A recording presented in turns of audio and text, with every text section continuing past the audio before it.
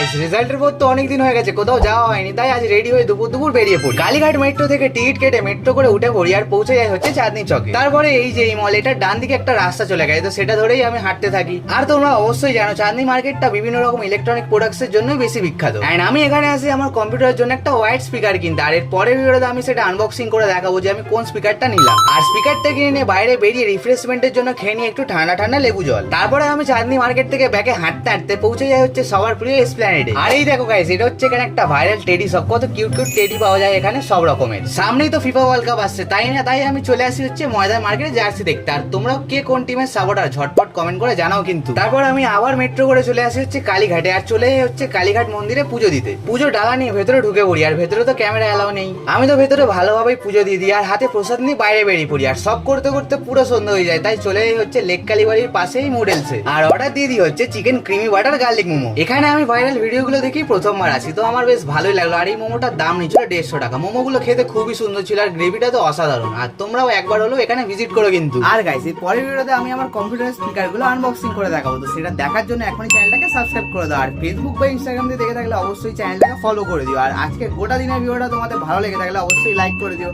তো দেখা হচ্ছে নেক্সট ভিডিওতে। Tata guys.